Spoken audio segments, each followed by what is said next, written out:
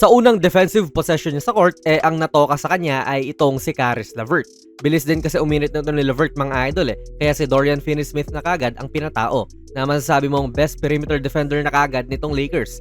Pero makikita po natin yung recognition niya sa depensa kasi naharap po sa mismatch itong si Max Christie, gawa na rin nung napa-switch nga siya sa big man. Wala namang nakakawaw dyan pero ayan nga po, nagbigay itong si DFS ng help at blindsided po itong ginawa niya. Ibig sabihin ay hindi po talaga siya nakikita ni Allen kaya kung na-timingan nga lang niya na maayos, maaaring agaw ito sa kanya. Pero ayan, na-foul niya yung big man. Okay na rin niya na free throws kesa inside score. Bilang isang kilalang hustle player din mga idol, no, napansin natin na tulad ni Jared Vanderbilt para sa Lakers, mahilig din po si Dodo na gumanito, yung titira yung kakampi niya, sabay makikigulo siya dyan para sa offensive rebound. And ayan, kita niyong pumasok pa nga siya sa loob. At nakakabenepisyo nga rin po ang team sa mga ganun niya. Like ngayon, floor spacer siya sa corner pero nung nakikita niyang tumitira na yung kakampi niya, kumakaripas din siya para kumuha ng rebound. Kaya okay din po yan na sipag kasi pwede namang bumaba na lang siya, hindi ba? Ito yung una at tanging puntos niya sa Lakers so far. Again mga idol, si DFS na kagad ang best perimeter defender nitong Lakers kaya no wonder din na si Mitchell na ang tinataon niya nung bumalik to sa court. At maganda ang ginawa nila ni Davis dito sa depensa, makikita nyo yung potential din ito na makibagay sa Lakers. Hinaharangan na kasi ni DFS itong kanan ni Mitchell. Umaanggulo siya dyan sa gilid na makakaharang talaga siya. Dagdag mo pa na malapit na nga rin po ito sa sideline kaya medyo may hirapan nga si Mitchell dyan at kakaunti lang ang espasyo niya. Ibinibigay talaga nila ang kaliwa at doon nga po pumunta si Mitchell kung saan sinasalubong na nga rin siya ni AD. At ito po yung sample din kung bakit magaling na defensive player talaga si Davis. Sa iba, maiiwan na lang itong big man ng basta pero kay Davis, dahil sa haba rin ng mga galaway niya, samahan mo pa nung perfect timing ay na-strip niya itong bola. Kung hindi man maagaw ni AD yan, nakaabang na sa kanan itong si Dodo kaya matik, mahihirapan talaga si Spida. Turnover to. Actually mga idol, dinrawingan na nga rin po ni Coach JJ itong si DFS ng play para syempre mabigyan din siya ng kumpiyansa. Pagkapasa kay Lebron dyan sa left wing, itong si Connect naman po ay nagbibigay ng back screen. Maganda na si DK nga rin po ang setter nitong screen kasi na-establish naman na niya na isa siyang ganap na shooter para sa LA. Kaya nung ginawa nga nila yung play ay sumama itong dalawang to kay Connect. Pang Steph Curry na play to mga idol kung saan pwede siyang makaangat dyan at mag-curl. Pero ayan, nalibre si Dodo, gawa nga rin yan at hindi lang niya ma-finish. Nice play pa rin.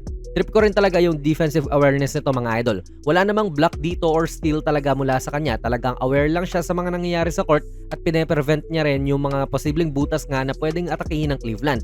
Apat nga lang sila dito kasi si Davis ay napadive sa kanyang layup sa kabila. And supposedly ang tao nga po ni DFS dito ay si Mitchell talaga. Andiyan naman din siya malapit. Pero nakikita nga niyang rim running na rin si Allen. Kaya gumit na muna siya dyan para ito ay hindi mapasahan sa loob. Pero totally aware pa rin naman siya na pwedeng iswing yung bola doon kay Mitchell kaya agaran din siyang kumaripas doon. Now, ano ang napansin nyo dito sa kanya mga idol sa closeout?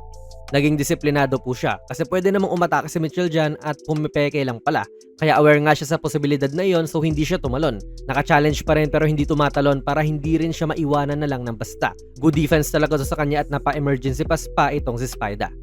Dito po sa third quarter, kita pa rin po natin yung hustle niya sa offensive boards at medyo risky nga po yung ginawa niya rito kasi pwede siyang matawagan ng foul dyan sa mga ganyang pag-agaw-agaw pero dito hindi naman.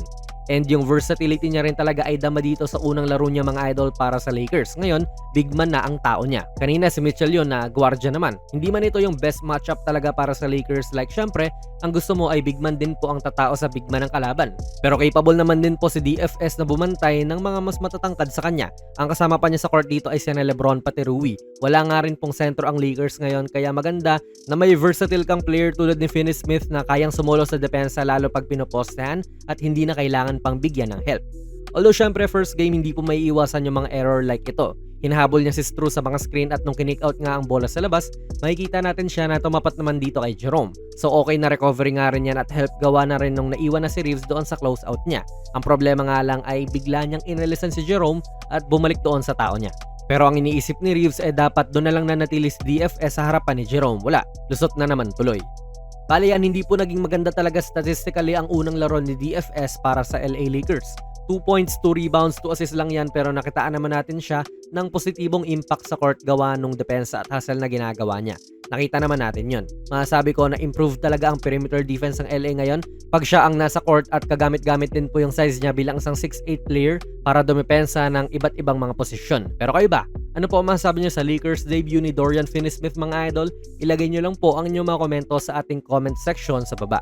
And ongoing na po ang ating giveaway ngayong Pasko na Giannis Immortality 3. Hanapin niyo lang yung ating video sa YouTube na ito po yung thumbnail para sa mechanics.